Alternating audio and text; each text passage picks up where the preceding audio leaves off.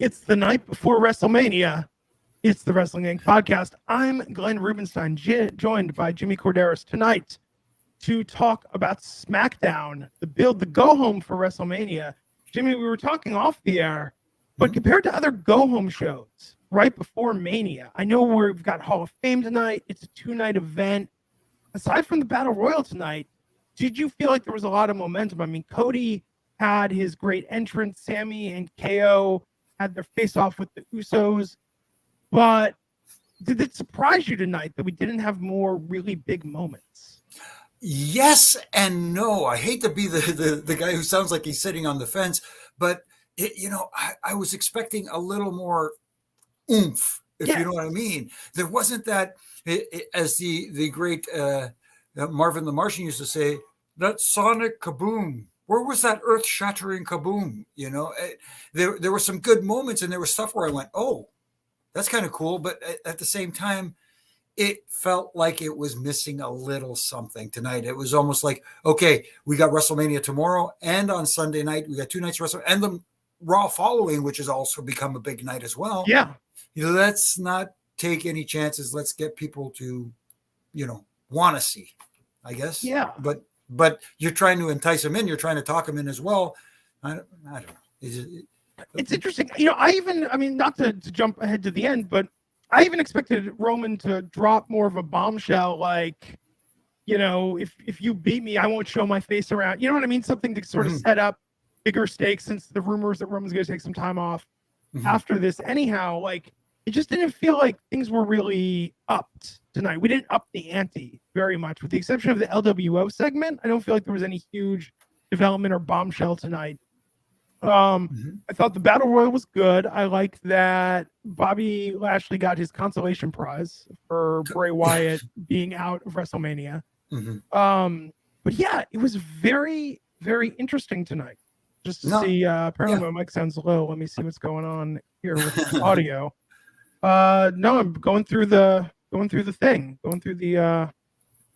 fancy mic. So I'm not sure what that is. And the opening segment, I will give it credit. Yeah. When you talk about talking people into wanting to see something, I think they did a good job with that. Absolutely. In fact, I'm going to say that tonight they gave it the most stakes and storyline of things with KO. Yes. Let's see what's happening here. There we go. Okay, I can hear my mic. Whoa, I sound very robotic. What's up with that? Is my voice showing? Oh. No, not to me. Okay, I'm just hearing it come through on the playback. Let me have some water. I've been talking today quite a bit. Yeah, this is going to be a long weekend of talking. Like, not to jump ahead again, but I guess you're joining Justin and I tomorrow night. Correct. After night one, and I think Raj is joining us on Sunday night.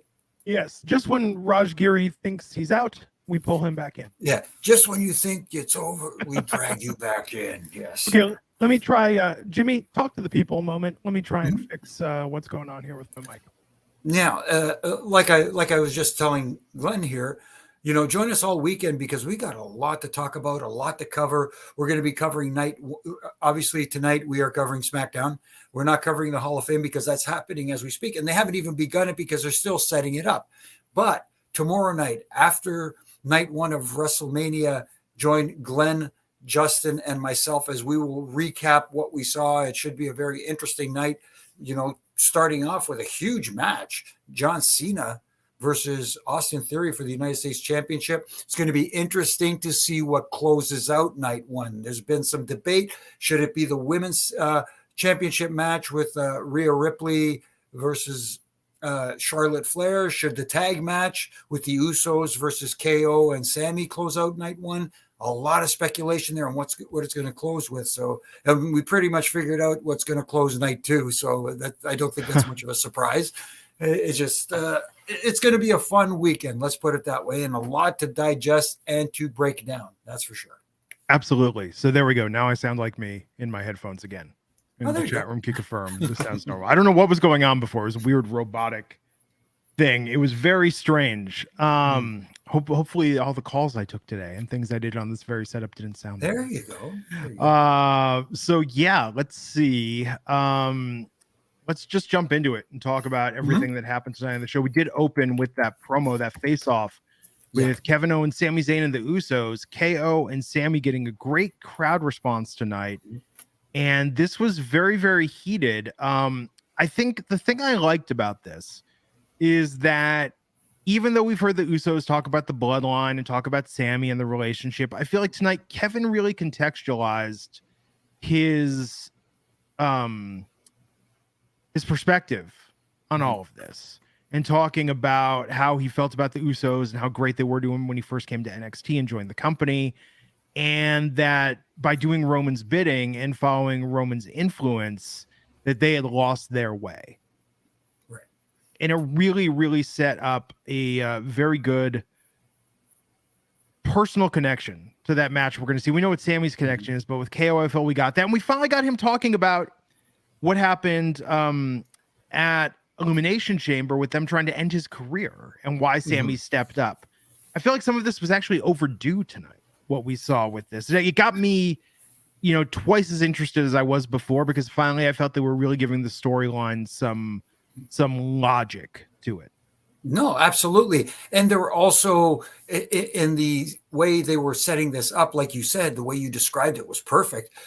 They also planted some seeds because you could see the slight, it doesn't have to be an over-the-top reaction, but you saw Jey Uso's reaction when Kevin, said to him, look, he's taking advantage of you guys, so to speak, for lack of a better, of course, I'm paraphrasing. I'm not giving the exact words because obviously KO was very passionate in this promo tonight. That I thought that was a great, him and Sami sounded so good, but they planted those little seeds where people now are going to say, will the Usos wake up and will there be some dissension within the ranks of the bloodline? So, there's a lot of possibilities going on here. They're making the story very enticing for people to want to watch and see what's going to happen next.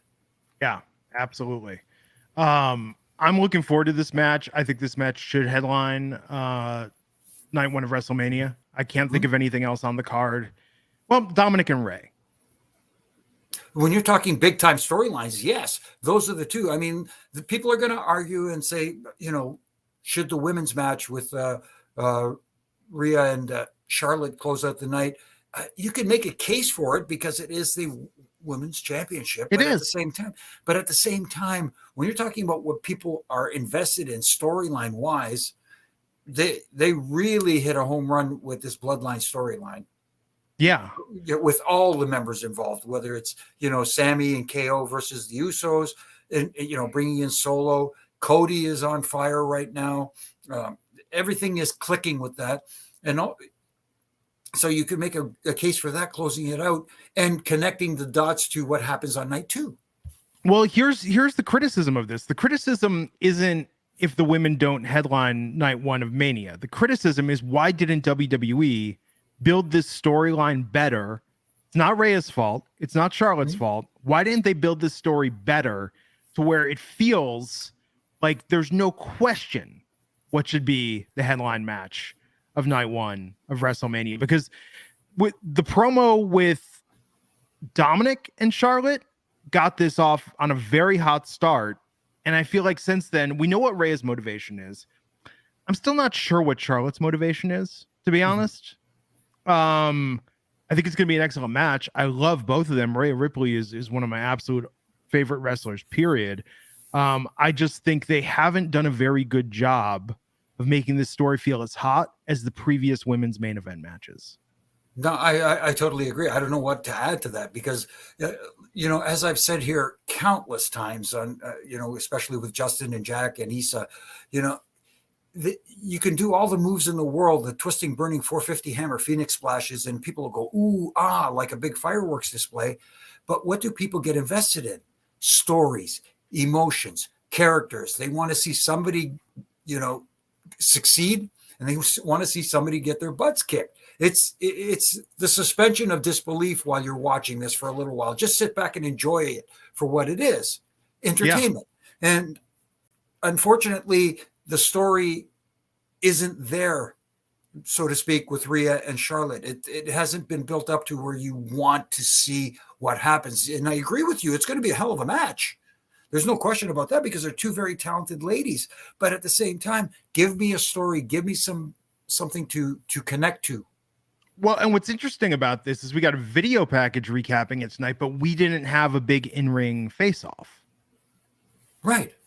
You know, they haven't done this justice, and I think part of the challenges, and this is a little bit in fairness to WWE, Dominic is a heel. Judgment Day are heels, but Rhea's always Rio's very much that Stone Cold Han Solo, lovable rogue. Like she's cool because she's not a traditional hero, right. And Charlotte has such a gravitas and greatness about her. It's hard for her to be seen as the babyface, given how they've booked her in recent years. So I think that telling this story has been a bit of a challenge. It's like two badass athletes at the top of their game. Throwing Dominic in the mix was great, but that, I don't think they ever matched the stakes of Dominic just being such a condescending jerk to Charlotte in that original promo.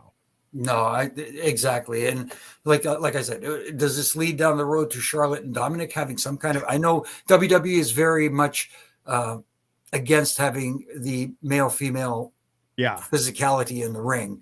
Yeah, understandable. But at the same time, this is different. Dominic and Charlotte could be a very interesting way to kind of bridge that gap. So they did this tonight. Were you confused at first that they did the men's fatal 4-way with the tag teams? So it was a singles match, but the tag teams were out there, and then they do this for the women, and these are the same matches we're going to see this weekend. It's just going to be for the number one contendership. Right. I'm not confused because it was singles as opposed to a tag team fatal 4-way. It's kind of felt like, okay, we need to fill some time, but we also need to do something where we limit the potential of always in the back of your mind. You don't want to think about it, but there is a chance going into WrestleMania. You have to have these shows, but at the same time, you don't want anybody getting injured. Yeah. And we need to fill some time on these shows as well. So why not give these guys some television time so that they can get seen? And maybe somebody will say, hey, you know what? You have a guy like Montez Ford, who's actually he's phenomenal. Really, he is absolutely phenomenal. And I'll give Angelo Dawkins his credit too, because he stepped up his game big time, in the last few weeks as well. Chad Gable, I think, is just great and just not getting the just desserts he deserves, in my opinion. Same with Ricochet and Eric. I get why they did it, but at the same time, it kind of felt like a little bit of filler. Well, to your point about them not wanting to take huge risks the night before Mania, because God forbid somebody gets injured. What about this idea? The Andre, and Andre deserves all the flowers, all the props, all the tributes. But why don't we just really be cautious and the night before Mania do the bubble wrap battle royal, and everyone comes out. They've got the bubble wrap duct taped to their bodies. Oh my goodness. And that way they're just extra protected. I don't think that would go over too well. And we could fill with the talent. We could fill the ring with styrofoam packing peanuts. No, get one of those bouncy castle things or something, whatever. I don't know. Just spitballing ideas here. I know, but then again, I know it's leading into Mania. You don't want to see anybody get hurt and potentially be out of the picture for something that they're supposed to be in. But at the same time, you run that risk every time you step in that ring. I know. So, but for some reason, when it comes to Mania season, everybody starts to think, ooh. Oh yeah, you don't want to jinx it, right? Right, exactly. So we had Montez Ford versus Ricochet versus Eric versus Chad Gable tonight. Some good spots in this match. Ricochet got the win. I enjoyed Ricochet doing a little bit of dancing in the ring. Saw a little different side of Ricochet. Yeah, starting to see some personality. I think that's going to help. Finally, it's good. 5 years in, we're finally starting to see some personality from Ricochet. Exactly, and like I said, it was a fun match, and I hope this doesn't mean that this means that they will not be winning in the Fatal 4-Way. I mean, that's Raj's entire booking algorithm, right? It's like, you win before, you lose at the pay-per-view. So right. We'll see. Yeah. Booking 101.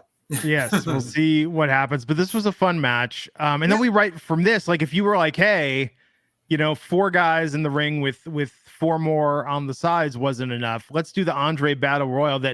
What were there? Were there like 30 people in this match? This was, I think at one point, I thought they said 32. I said 32. And I would, if I said that, Jimmy, if I came on this very podcast and I said, what were there, like 32 people in this match? They'd be like, Glenn's being facetious. Right. There were maybe max 20. There were 32 men in the ring for this match. It was tight in there. I mean, it's a 20 by 20 foot ring. Yeah. But man, did it look so tight in there. And until people start getting eliminated, it looks like a cluster, you know what? Yes. That works out to 12.5 square feet per person. So that's like, wow. Yeah. I don't know what the square root of 12.5 is, but that's less than 4 feet on either side of you. Kind of crazy. Oh no, it'd be 2 feet on either side. Yeah, because square feet. So that's pretty tight. That's like 18 inches. Basically in each direction. And you had some big bodies in there too. It's true. Man, yeah, this was nuts. Like I'm just looking at the screenshot of this and thinking about watching it, and this was a lot going on. So Baron Corbin, former Andre Battle Royal winner, got eliminated first. Poor Baron. I know, and quickly too. Yes, I love Dexter Lumis just standing. They should have just kept Dexter standing there in the corner staring till the very end. Right. And well, I don't know if it worked all the way till the end, but at least deep into the match. Yeah. And then finally somebody turning around and going, what is this guy doing? LA Knight would have been my prediction to win. And I bet you if Bray Wyatt wasn't ill and Bobby hadn't gotten that win as a consolation, I bet you LA Knight was the original winner of this. No, I don't doubt it. I mean, his time is coming and you don't want to wait too long on him. Yes, I know you don't want to rush it as well. You want to build it. But like when you talk about ticking all the boxes, here's a guy who ticks all the boxes. Yeah. You just got to do it at the right time. Just don't wait too long because you're going to miss that opportunity.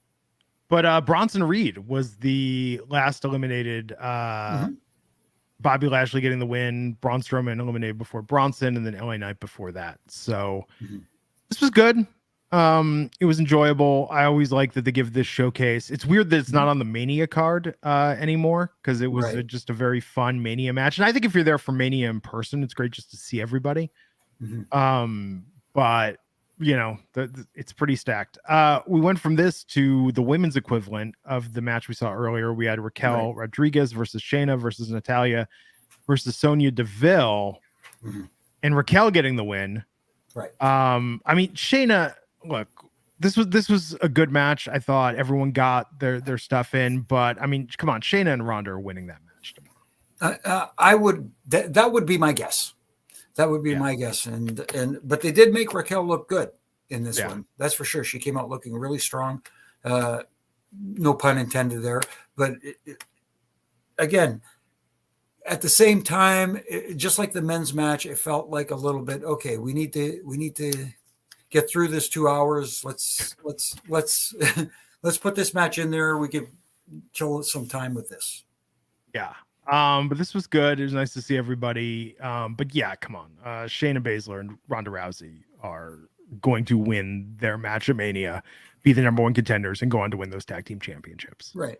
The only other one I could see, if anybody, would have been Raquel and oh my goodness. Raquel with Liv. With Liv. Yeah, with Liv Morgan. That's the only other team I could see benefiting from this, because if you want to elevate a team, that would be the one to elevate. Absolutely. Good match, though. Enjoyable. And looking forward to seeing what they do with Ronda and Shayna as tag champs. We went from that to Rey Mysterio backstage with Legado del Fantasma. And the big payoff here is there is a new LWO, the Latino World Order, and they have shirts. and they're for sale. You can buy them already.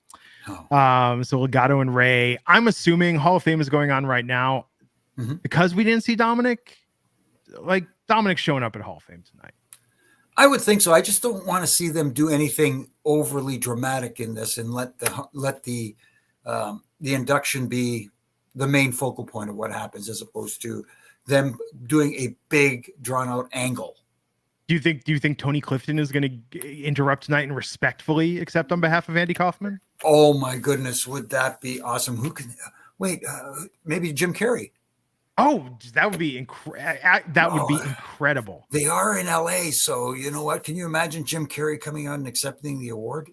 Or he'll come out. Lawler's got to be doing the induction. Jim Carrey comes out and interrupts Lawler because of their on-set feud. Oh my goodness, that would be fun. And I told that story. Watch the documentary on Netflix, Jim and Andy, about Jim Carrey's super method betrayal of Andy Kaufman and how he just effed with Jerry Lawler the entire shoot and afterwards. It's absolutely phenomenal. Tremendous. Kreesh with the super chat saying, is Reigns interrupting Cody before he could call a shot, an indication that he retains? Wish that they give Cody the injury excuse if he's losing. I mean, I don't think Cody's losing.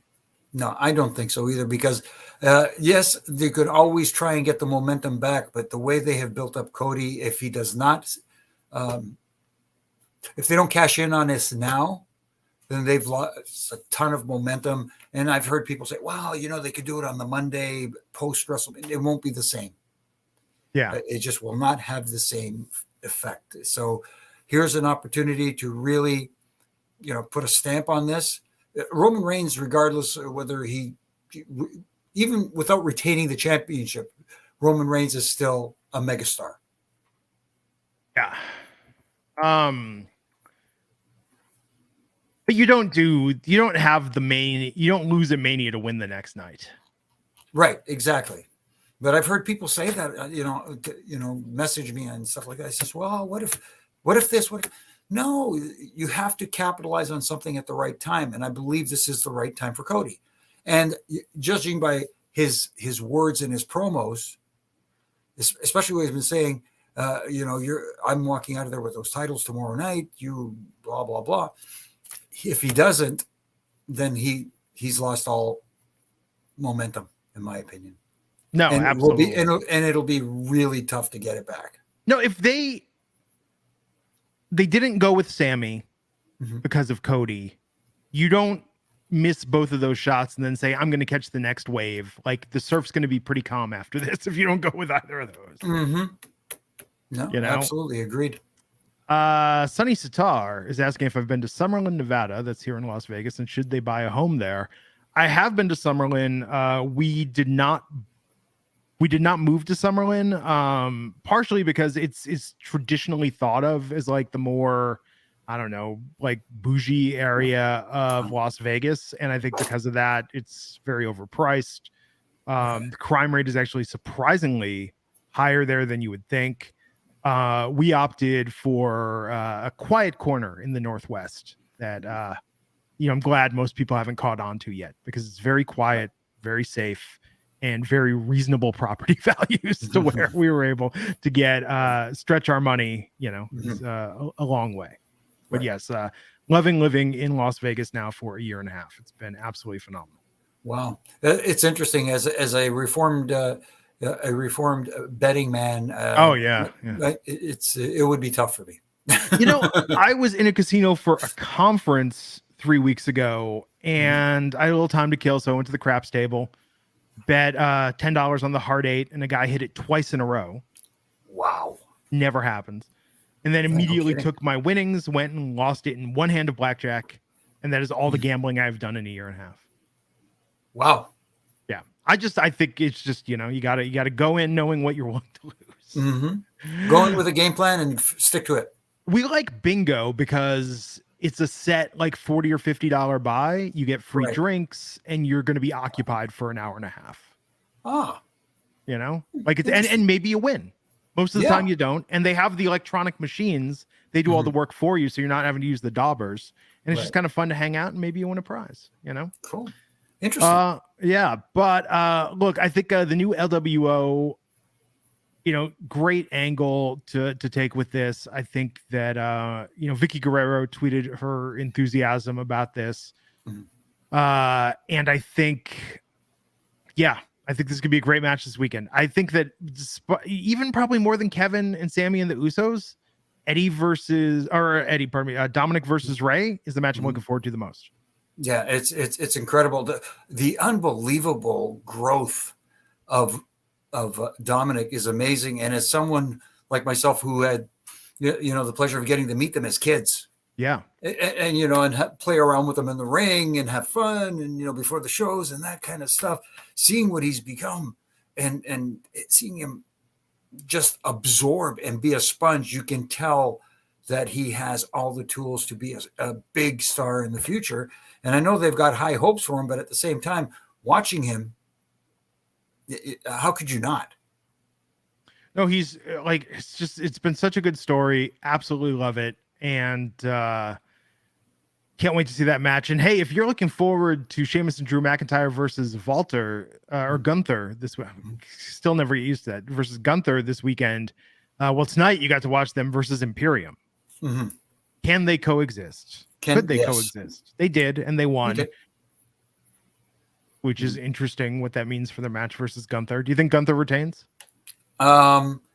There's a possibility that because everybody's talking about Sheamus this is the one title in the WWE he has never held. Oh yeah, when they start doing that. Now you start thinking, does this, because you can get the title off of Gunther without Sheamus having to pin him. Yeah. And they've already teased it's there. The tension between him and Drew, in the can they coexist tag match tonight too as well. But yes, so there's a way to get him as champion, say Gunther doing the damage. Yeah. And Gunther doing the damage and Sheamus, I hate using this term, picking up the scraps, sort of but and then you have two built-in rivalries. Gunther being upset that he wasn't actually pinned for the title. Yeah. And start complaining that these three-way matches title matches shouldn't be defended in these type of matches. And you've also got the other rivalry with him and Drew, who were buddies and that can't coexist now. Night one in the chat confirming Dominic is at the Hall of Fame with Rhea Ripley. So, okay. Jimmy, I got to be honest. I want Ray to have his moment, but didn't Ray say this week in interviews that he was thinking about retiring before this storyline? Like this has reinvigorated him a bit, working with Dominic and doing this. I mean, I don't see how they resist getting Dominic Mysterio involved tonight in Ray's Hall of Fame speech. You can make it simple though. Don't go overboard. Just make it simple. This is World Wrestling, entertainment. I know, but maybe it could be something just as simple as Ray gets introduced. He does, whoever, does the speech to induct him. Speech is done. Here comes Ray's entrance. They get up and leave. Rhea and Dom just stand up, look, and walk out. That's it. I don't want to see any back and forth between. Okay, we'll see. We'll see if Dom does a tasteful gesture tonight. Right. Like I said, good day, and then turns around and leaves. Right. Or he comes out applauding. Yeah. He's applauding, and then when his dad comes to him, his dad looks at him, he goes, and walks away. I don't know. I want to keep it to a minimum. Let's put it that way. Yeah, I mean, it's such a good storyline, though. I mean, it's incredible. In fact, it's been so long. I'm trying to. It all just sort of blurs. I think, look, Rey Mysterio is one of the all-time greatest wrestlers ever. Mm-hmm. Joy to watch. He has not always had the greatest storylines. True. This is the best one, going way back. Mm-hmm. And you can tell he is totally 1,000% invested in this because it is his son. Yeah, and that's what tells me that when they meet at WrestleMania, Dom is going to do everything he can to get his son over. Yeah, and I could see Dad doing the honors for his son, him feeling bad after doing what he did. Yeah, I mean, we'll see what happens, but I mean, I think it's going to be can't miss match. Right. Yeah, I'm tuning in for that. Really looking forward to it. Mm-hmm. They hyped up NXT Stand and Deliver tonight, which is happening tomorrow at 1 p.m. Eastern. That's 10 a.m. Pacific time. At 10 a.m., people are going to go to the Staples Center and watch NXT Stand and Deliver, and then brave traffic to go all the way to Inglewood for WrestleMania Night 1. Wow. And I wonder, I feel bad for whatever match has to go last tomorrow, because people are going to want to beat the traffic. Interesting. Oh, there's a one in the chat. Night 1 is saying that Triple H is sitting with Cody and Brandy. Oh, Dom is behind them. LOL. Okay. Interesting. Yeah. And like you said, Ray definitely deserving going in. He broke down some barriers because, for years, WWF/WWE had that moniker of being Land of the Giants. You had to be a big guy or you didn't. And Ray broke down those walls. Him, Eddie, Yeah. No, absolutely. Yeah. But then the main event promo tonight was Cody Rhodes coming out. Mm-hmm. This was the crowd. If he's gotten a really good but not great reaction some weeks and week in and week out, the hardcore fans who traveled to WrestleMania tonight, like this was Cody's people. These are the audience that can't wait to see him win that title off Roman Reigns. Right, absolutely. And again, like we said earlier, this is the time to do it. If you're going to do it, you pull the trigger, because if you don't do it, then all that momentum you've built up is gone. No, absolutely. Yeah. So I thought Cody's promo was good tonight. Till he got cut off. Yes, till he got cut off by Roman Reigns.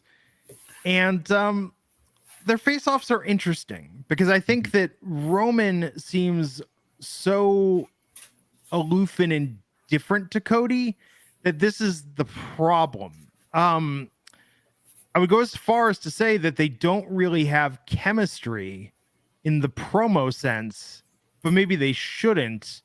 But this is not Hogan and Piper. This is, Roman is playing this like he's on a whole other level, and Cody is playing this as he's very earnest, and this is the culmination of his journey. And I don't know. What do you think? Do you think they've hit their sweet spot with having a promo face-off against each other? I mean, they're both doing excellent work, but I don't feel that it's coalescing into something where, I could just watch these guys trash talk each other all day. No, because it's a different presentation of their battles. And like you said, it is more like Roman treating Cody like he's undeserving. Like, you went to started that other company because you couldn't cut it here. Yeah. And then, but it's also interesting right, Jimmy, because he's not doing WWE promo number 101. Heyman did this for Cody, but Roman isn't putting him over while showing him disrespect. Right. Which is interesting. It, like you said, he's talking to him in a condescending manner. Yeah. And it's coming up. Yeah. Very indifferent. Like I can't believe I'm facing you at WrestleMania of all people, kind of sort of thing. And I can't believe you're Dusty's dad. And then Cody going, "Oh, are we shooting on each other?" Just a little smidge of pulling back the curtain, so to speak, but not really going all out. So I do find it interesting. I like the interaction. I like some of the stuff that was said. I have to look down, of course, at my notes to remind me what was said. But let's see. I even have it down. I loved Roman's entrance. The fact that he took his time. He took his sweet. It was nice. Yeah. Just, hey, I'm going to soak this in, and stuff like that. And I love the fact that he didn't want the crowd in LA to acknowledge him, because again, they were beneath him too. Yeah, I wanted Cody to. But he wanted Cody to do it. Yeah. Yeah. No, that was very cool. Although it's funny, Cody reciting California Love. Right. Oh, that was the Tupac stuff was too much. That was awesome. Man, this has been a crazy build. This has been a crazy feud. I think that Cody and Paul Heyman have had some great exchanges during this. But I think that the idea of this feud is what's really put the wind in the sails. Like, it's not a Daniel Bryan thing where it's about rooting for the underdog. It's rooting for the guy that you know, he didn't pull a CM Punk. He didn't just walk out and disappear and then come back. But the guy who wanted to go out on his own, made it on the indies, started another promotion, and then is coming back to take the throne. Like, that on a meta level is very interesting and a phenomenal story. I think the way that they've done this in ring, again, has been good, but not great. Well, that's fair. But at the same time, I just find it incredible that they've gone to this thing. I think it would have been a lot different if he didn't get injured and have that torn. Yeah. Was it a torn pec or torn pec? Yeah. And been out for, what was it, 8 months or so, or whatever the case may be. It might have been a different story, but at the same time, this is, we are where we are. And like I said, the trigger does need to be pulled on Sunday night, and Cody needs to be the guy. Yeah. And I find it interesting. Like, I didn't know if in 2023, the guy that comes out wearing a suit and being dressed and looking dapper and all that kind of stuff would fly in 2023, but nobody else does it now. So, hey. It is funny, though. Dusty cuts the Hard Times promo and Cody recites California Love. Wow. Yeah. Tremendous. These millennials, with the hip and the hop and their mashup culture. Yes. Exactly. But no, look, I mean, we're all looking forward to that match this weekend. So yeah, it was interesting. I mean, we're talking about this, and there were some tentpole moments, but this wasn't like a wall-to-wall eventful go-home show for Mania. Right. And I know they got Hall of Fame, and I think there's it's just getting underway. But quickly, so tomorrow we're going to be here, me, Jimmy, and Justin, and we're going to talk about Night 1 of Mania. We're going to probably recap a little bit of Stand and Deliver, just go over any high points that happened. Right. And Alfred and I ran down the card the other night. Really looking forward to that.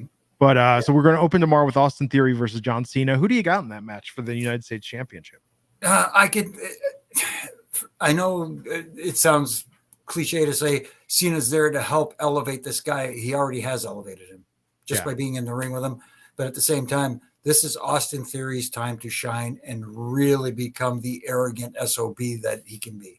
Yeah, better be. Yes. I mean, if they want to disrespect Theory, have Cena win it and then come back the next night and drop it just to get it off Theory. But I don't think that's going to be the case. No. Yeah.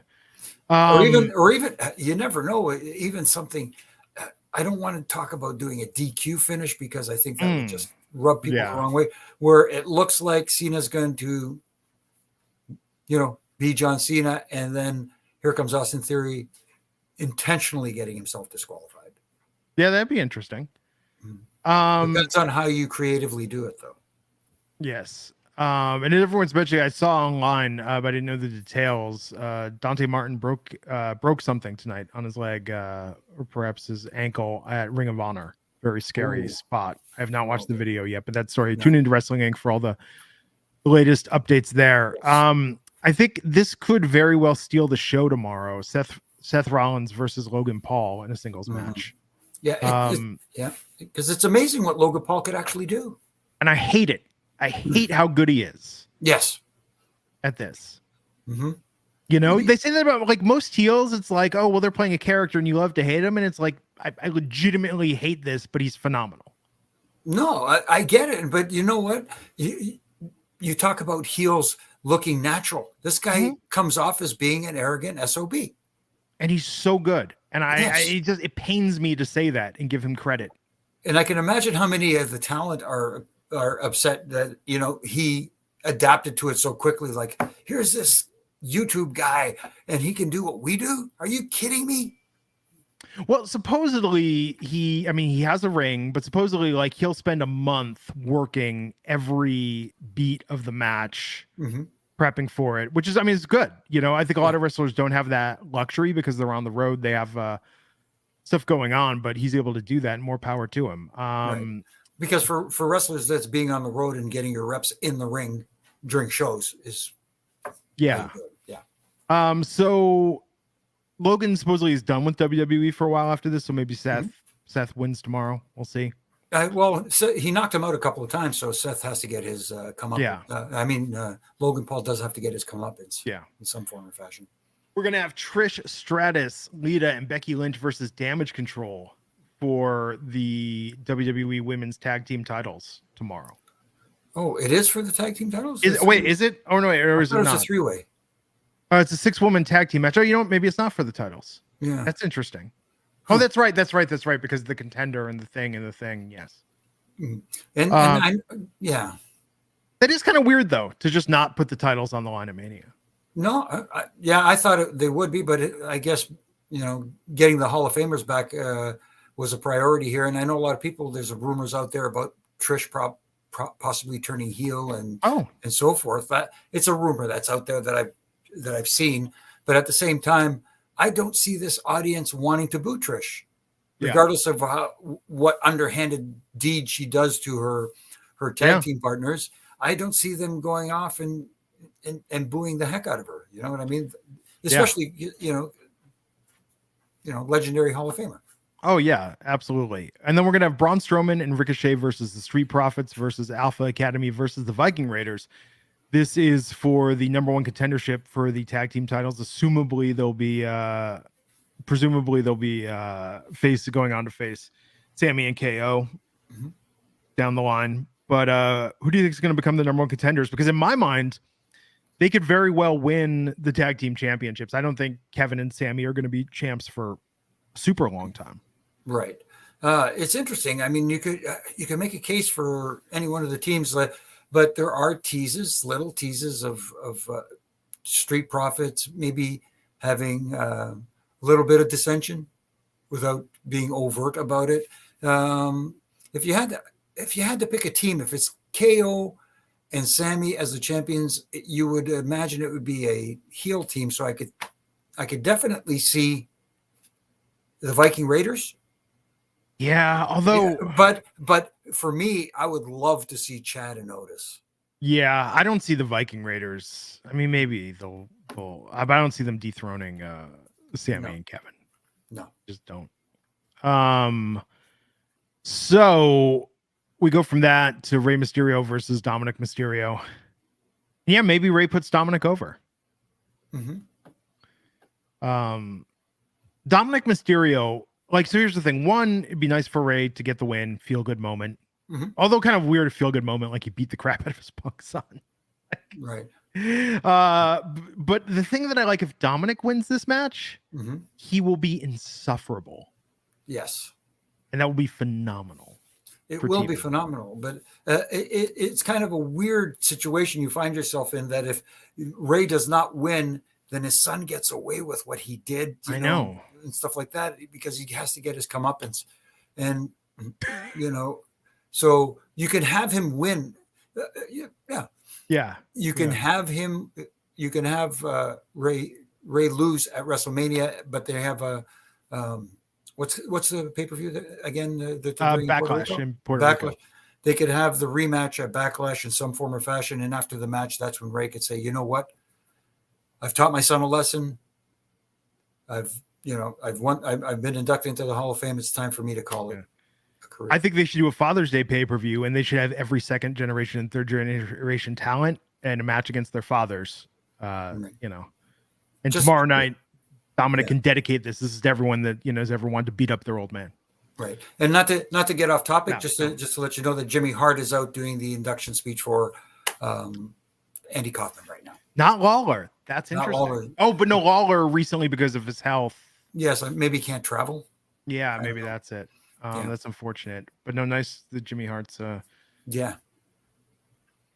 there. So let's see. Just countdown for Tony Clifton. Show. Amazing.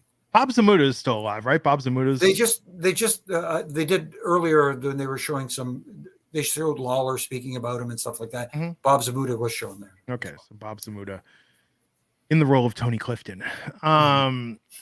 So we'll have Charlotte Flair versus Rhea Ripley. Do you think Rhea's going to win the championship?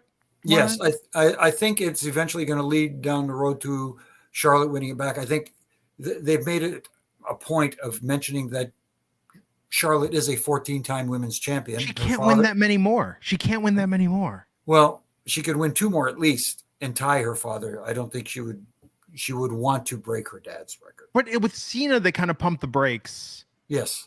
Because they don't want anyone to break that record. Yes. Charlotte breaking the record makes sense. It does make sense, but at the same time, father-daughter sharing that record, kind of, I don't know. But doesn't it get ridiculous? It's like, I'm the 35-time world champion. Mm-hmm. Which means you had to lose it 34 times. Yeah, exactly. Yeah. It's really not that impressive when you think about it. Like it is, but it isn't. It's like batting 5. It's like no, it's not like batting 500. Never mind. No, that's not a good example. I've lost 300 pounds, but it's really just that I've lost and gained back 10 pounds multiple times. Right. Wow. But then the main event, the Usos, Jimmy and Jay versus Kevin Owens and Sami Zayn. I mean, if Jimmy and Jay retain tomorrow, I expect those betting odds for Roman over Cody to sway in Roman's direction. Yeah, maybe. But I kind of have a feeling that KO and Sammy relieve them of their championships. Yeah. And it begins the slow demise of the bloodline. And well, not that slow, right? Well, I mean, if Roman loses it the next night, mm-hmm. I think it's going to be over very soon, but we'll see. This is exciting, and I'm glad we get to talk this tomorrow night with Justin. I think it's going to be a good time. But hey, Hall of Fame is on. I know Rampage was pre-taped tonight. Valkyrie had a match. There were some good things from what I heard, but next week we'll get back on the regular Rampage schedule. Right. Appreciate you hanging with us. Do these programming shifts. Sammy Guevara and Takashita, sorry. Yes. Apparently had a barn burner as well too. I heard it was good. Pretty good match. Yeah. It was really good. So, and then Ring of Honor's got their pay-per-view tonight as well that I heard was really good. A lot going on. So yeah, I'm going to go watch Hall of Fame. Maybe Creed 3 hit streaming. So maybe I'll check that out this evening, but then I'm up early tomorrow for Stand and Deliver. We're not covering Stand and Deliver live after, but we'll talk about some high points on tomorrow night's show and WrestleMania Night 1. So happy WrestleMania Eve for all those who celebrate. And follow Jimmy at Jimmy Korderas, and I'm at Glenn Rubenstein, and we'll get you back here tomorrow on the Wrestling Inc. podcast. Happy WrestleMania, everyone. Good night. Enjoy the weekend, everybody. Good night.